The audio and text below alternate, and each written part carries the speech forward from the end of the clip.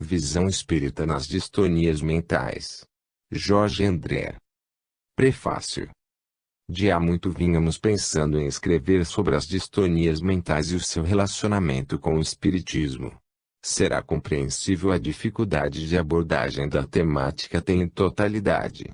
Seus capítulos são imensos e invados de fatos desconcertantes. Por tratar-se de visão conjunta, será antes de mais nada uma síntese sobre o modo sobre o qual conceituamos o psiquismo e suas correlações com o nosso atual momento evolutivo. Desejamos asseverar que não estamos apresentando um estudo complexo, com grupos estatísticos de observações e detalhadas citações, mas um simples apanhado de sintomas psiquiátricos e suas correlações espirituais, mostrando pontos que não tiveram as necessárias e devidas anotações. Muito já se sabe a respeito, porém pouco se tem escrito.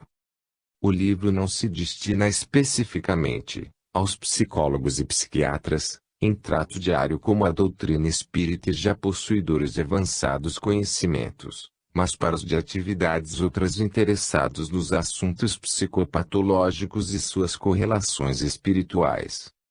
A temática em questão está a exigir compreensão e boa soma de interesse, o que não acontece com os indivíduos tendenciosos, de pouco conhecimento e mínimo adestramento espiritual. Quem se distanciou dos fatos envolvidos com as razões espirituais não possui uma aceitável medida psicológica na avaliação dos mesmos. Na abordagem dos temas tivemos o cuidado de conceituá-los sem ideias preconcebidas e radicalizadas. Os assuntos referentes ao espiritismo, pelos mais diversos motivos, foram, aqui e ali, salientados em suas respectivas angulações, o que motivou o pequeno capítulo à guisa de introdução. Propositadamente houve uma redução de citações e informações bibliográficas, a fim de evitarmos descrições extensas, quase sempre inconclusivas. Nossa intenção foi despertar interesse sem criar polêmicas inúteis, tentando uma abordagem dentro das vivências e observações da natureza psíquica humana, em seus aspectos rígidos e patológicos. Há, no momento atual, sem sombras de dúvida, uma forte necessidade de avanço e lutas pelos ideais lógicos e coerentes, a fim de suplantarmos as imagens fantasiosas de uma coletividade que deve fazer parte do passado. No desfile dos dias de hoje, a razão como lastro das emoções humanas, deve ser devidamente equilibrada e ajustada, a fim de propiciar novos impulsos para mais avançadas formas de consciência. As luzes de um dignificante futuro despertarão se insistirmos no estudo e esclarecimento dos fatos que nos cercam com o bom senso dos sérios. Com essas páginas desejamos cooperar em apontamentos que não são novos, mas que devem ser abordados, discutidos e avaliados, com os potenciais da atualidade psicológica. Os dias que transcorrem exigem adequadas respostas. Cremos que, se o trabalho de todos os interessados contiver boa dose de raciocínio e bom senso, participaremos da valiosa colheita de lastros das gerações futuras. O autor. Introdução. O Espiritismo é ainda o grande desconhecido. E, por ser desconhecido, é avaliado do modo mais desconcentrado possível. Os seus opositores, na maioria das vezes, pouco sabem da sua estruturação filosófica, científica e ética. O combate, quase sempre, é gratuito. Existem casos de aversões, com certa dose de medo, desencadeados por informações defeituosas e sectaristas. Em dias que não se vão longe, a visão deturpada alcançou tal ponto que alguns chegaram a acreditar ser o espiritismo fábrica de debilidade mental. Hoje, no entanto, já não existe tal procedimento, ao menos nos que raciocinam, observam e estudam.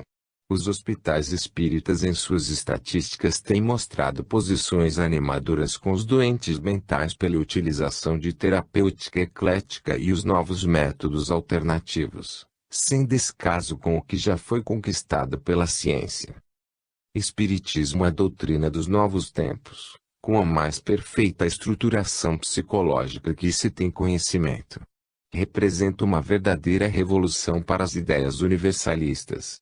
É doutrina de simples apresentação, mas complexa em sua essência por abarcar todos os ramos do conhecimento humano. Os seus conceitos, além de alcançarem a realidade do dia a dia, oferecem condições e valores ideais para a conduta humana. A finalidade do Espiritismo é a busca do conhecimento do mundo espiritual e suas manifestações na dimensão física naquilo que se pode alcançar. Sabemos que com a nossa intelecção percebemos muito pouco. Bem claro que nosso psiquismo não se encontra parado, ele avança, cada vez mais, no programa evolutivo da vida, o que propicia progresso em nossas percepções. O relacionamento entre os dois mundos, físico e espiritual, é acontecimento bem habitual, mostrando-se com espontaneidade ou mesmo em condições adrede preparada. Tem por finalidade princípio a instrução e conhecimento de outros horizontes da vida. Nossa visão ao lado de outros sentidos, muito pouco arrecada do meio em que vivemos, e não pode representar a medida das coisas, embora estejamos avançados no mecanismo evolutivo. O processo evolutivo, que em última análise será a ascensão de psiquismo, atinge a todo ser vivo, basicamente em suas estruturas espirituais. Com isso, os espíritos, quer encarnados ou desencarnados, variam em seus conhecimentos de acordo com o grau evolutivo em que se encontram. Asseverou Kardec com precisão: essa diversidade na qualidade dos espíritos é um dos pontos mais importantes a considerar, pois ele explica a natureza boa e má das comunicações recebidas, e é em distingui-las que devemos empregar o nosso cuidado.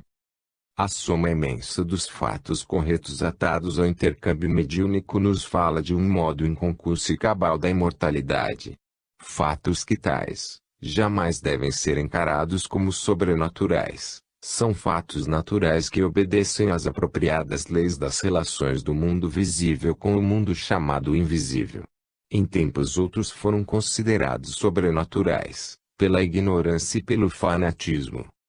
O Espiritismo, possuindo angulação científica, procura estudar e entender o conteúdo de relacionamento entre as dimensões físicas e espirituais, que são de todos os tempos da história da humanidade. São estudos do mais profundo interesse científico, de benéficos resultados no alargamento dos horizontes da psique humana, possuindo métodos com específicas adequações. O Espiritismo não se detém em exclusiva angulação científica. Quando formula, conceitua e interpreta os aspectos do fenômeno, mostra o seu valor filosófico em outros parâmetros. Um terceiro aspecto do Espiritismo se revela na ética religiosa, quando aproveita os efeitos científicos e filosóficos sobre a imortalidade, reencarnação, intercomunicação espiritual e outros fatos, de modo a propiciar um íntimo estado de religiosidade, estruturado dentro de uma verdade patente, a fé em ação. Assim, o Espiritismo, sem ser uma religião constituída, sem dogmas, liturgias de objetivações da divindade, possibilita o raciocínio desse conjunto de valores psicológicos alicerçados em leis inteligentes.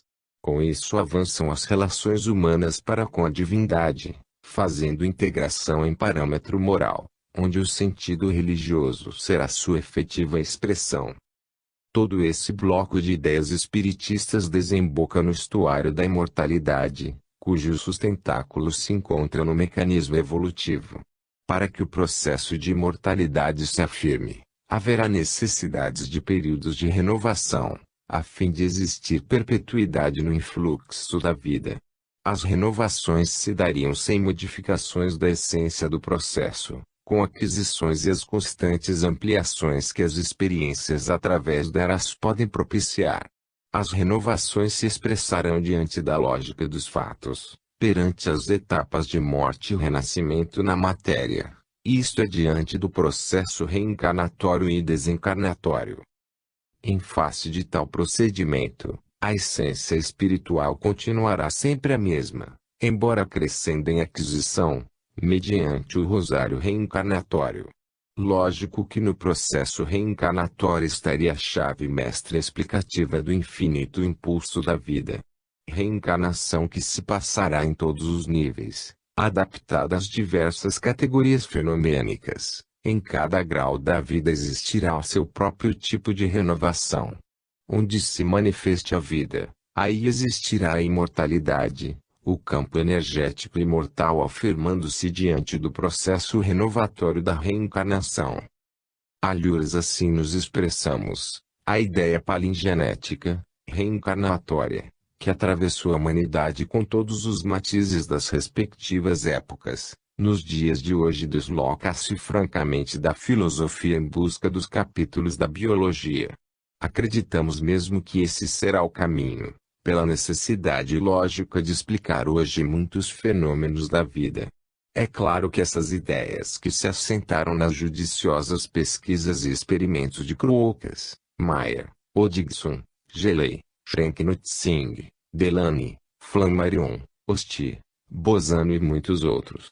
Vilela, em seu livro Destino Humano, disse que a doutrina palingenética tem um poder de síntese tão maravilhoso que equilibra o sentimento e a razão numa harmonia superior. Ela impõe-se ao nosso espírito com a lucidez imperiosa de um axioma e a intuição profunda, visão divina, que o pensamento não sabe modelar, nem as palavras podem traduzir. Essa demonstração encontra-se em cada um dentro de si. A palingênese pela lógica que encerra é de grande aceitação na atualidade, quando a compreensão humana atinge horizontes mais amplos. Uma ideia que suporta há milênios, e fazendo parte das civilizações mais antigas da Terra, e penetrando na intelectualidade da elite, tem que possuir em seu estofo, sem sua essência, poderosos alicerces com algo interessante e real. Isto seria racional, tão pleno de lógica, praticamente respondendo por uma prova no campo filosófico. A reencarnação é assunto tão antigo que as várias civilizações reconheciam-na como verdade, não só nos setores da religião, mas também na filosofia. Nos papiros egípcios as vidas sucessivas representavam assunto costumeiro. Nos Upanishads e Bhagavad Gita são alicerces do pensamento. Heródoto, em suas descrições, tratava o assunto com familiaridade. Os essênios, os chineses, japoneses, os escandinavos e os germanos, desde que se organizaram como povo tinham a reencarnação como natural e lógica. Na Cabala e no Talmud, a ideia palingenética é baseada em seus conceitos religiosos. No próprio Alcorão e no Evangelho a reencarnação é assunto fartamente divulgado e perfeitamente compreensível. No Evangelho de João existe expressiva passagem, 3:3, da visita de Jesus a Nicodemos não pode ver o reino de Deus, senão aquele que nascer de novo. Mais adiante, 3:7, não te maravilhes por eu te dizer, importa-vos nascer outra vez. Os filósofos gregos de maior envergadura, inclusive a escola pitagórica, tinha a reencarnação como verdade e conceito definido, única capaz de elevar as razões filosóficas do destino do homem. Em Ovídio e Cícero o fenômeno reencarnatório é ventilado com naturalidade e razão pura. Os filósofos mais recentes como Hume, Leibniz, Schelling, Schopenhauer, escritores como Goethe, e todos os pensadores que no século passado construíram as bases do espiritualismo, com trabalhos de honesta comprovação, apoiam a palingenese, não só como fenômeno aceitável, mas, principalmente, como necessidade lógica.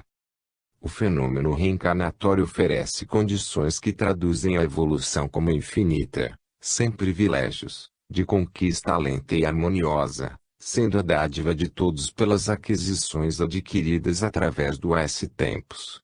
A palingenese é o único processo que assegura o porquê da imortalidade da alma, a razão da pluralidade das existências e dos mundos com suas imensas formas e moldes evolutivos.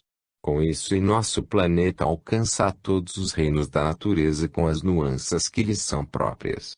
Do mineral ao animal, a palingenese é a palavra unificante de ordem, única capaz de explicar a razão de ser da vida em seus multifaces aspectos.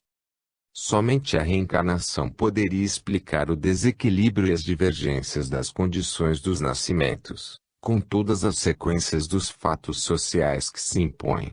Todo ser será justificado em face das suas próprias obras. As experiências, realizações, emoções positivas e negativas, faltas, tudo, enfim, repercutirá no próprio eu. O resultado estará ligado à conduta de cada um, e, para que a evolução se positive, só o trabalho e o esforço têm sentido e significado real. Não importa como uma bandeira religiosa possa oferecer salvação, esta representa exclusivamente a aquisição de cada um nas realizações e cumprimentos de deveres. O aspecto externo, o que se aparenta, o que se diz e afirma, nada representa em face do que se faz e do que se constrói e cria.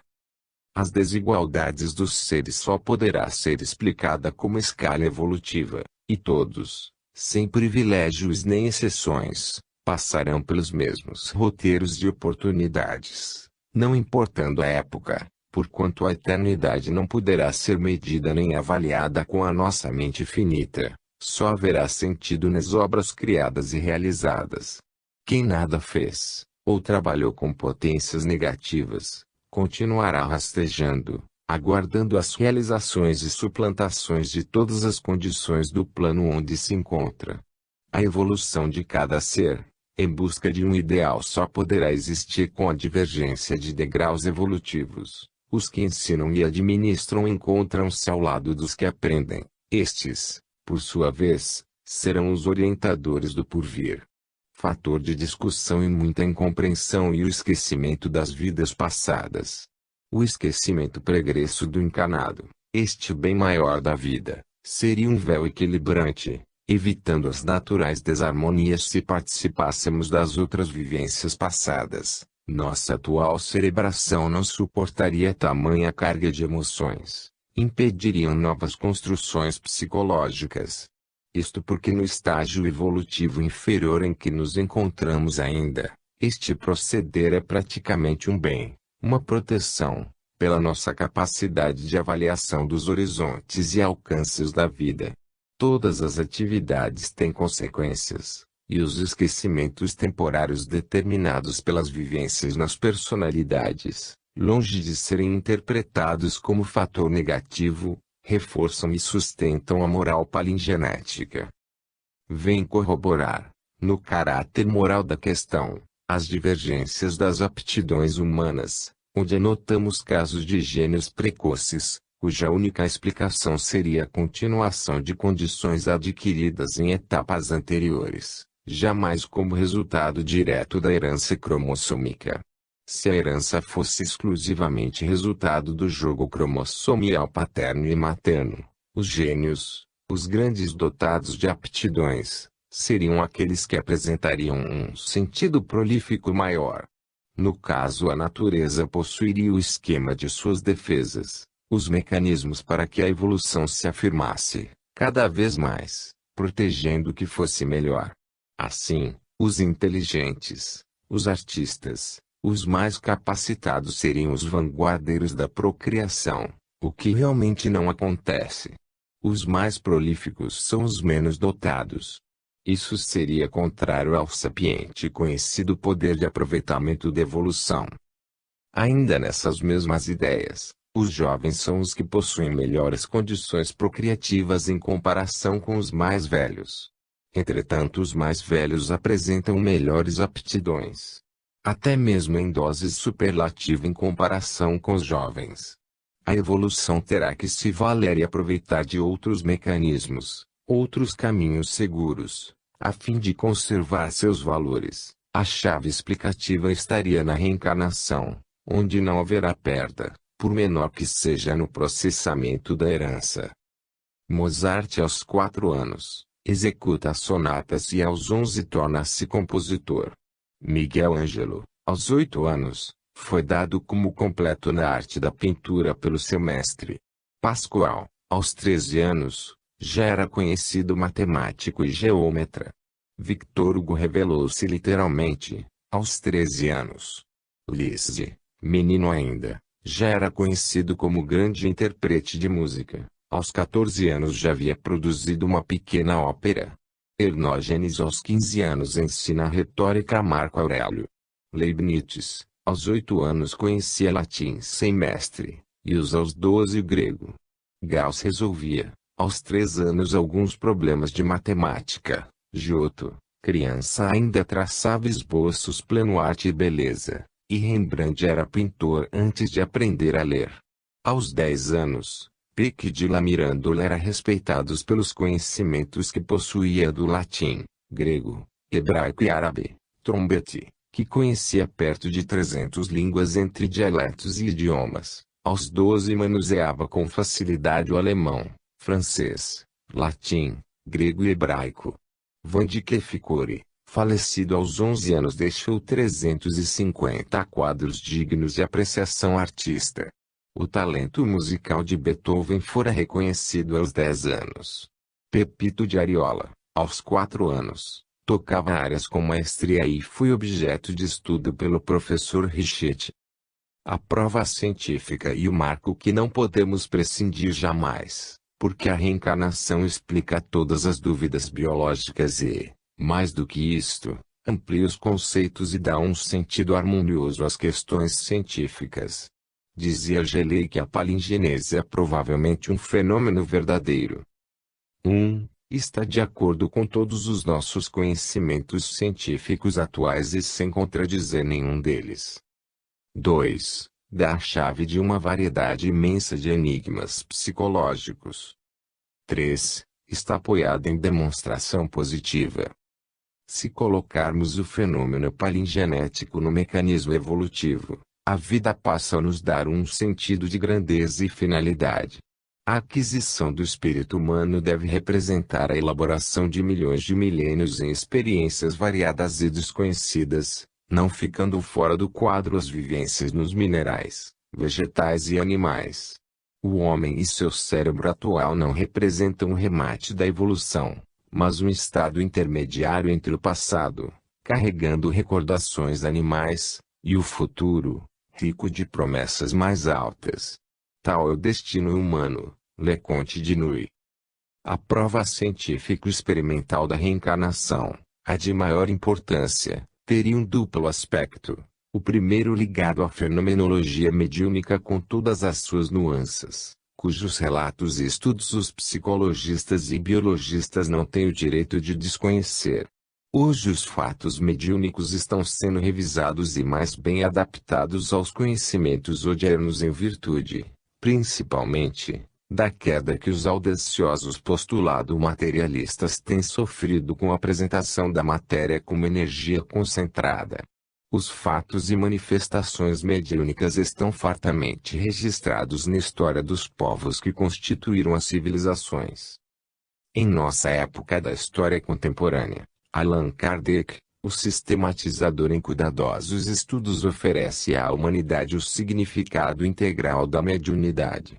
William James, pai da pragmática, concita aos investigadores a verificação de fatos e relatos dignos de fé.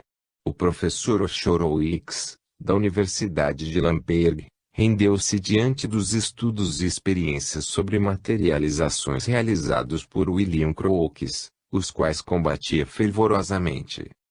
Mas o tio Wallace ficam convencidos diante da realidade da vida espiritual.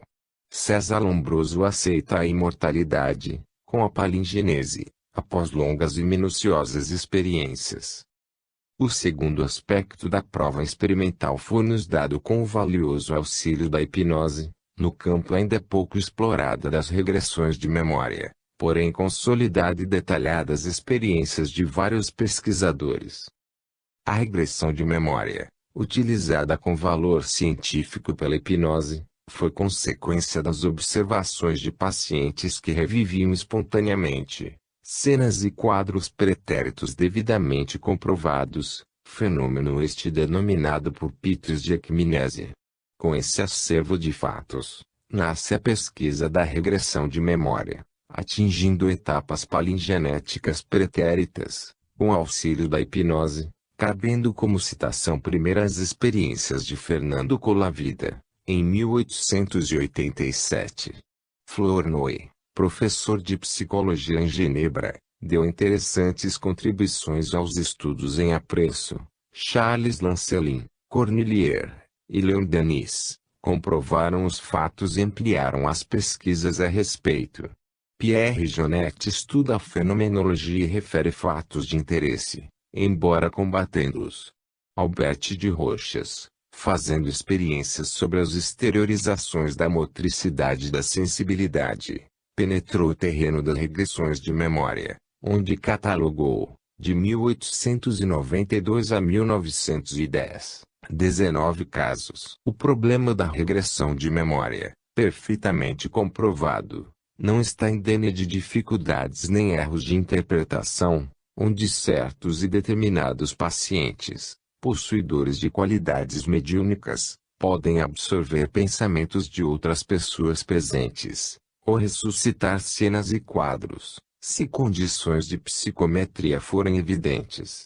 Gabriel Delany, com apuro científico, retrata bem as dificuldades nesse setor. Somos obrigados nessas pesquisas a estar em guarda. Em primeiro lugar, uma simulação sempre possível se temos que lidar com indivíduos profissionais. Em segundo lugar, mesmo com sonâmbulos perfeitamente honestos, convém desconfiar da sua imaginação, que corre muitas vezes livremente, forjando histórias mais ou menos verídicas, a que o professor Flournoy chamou de romances subliminais.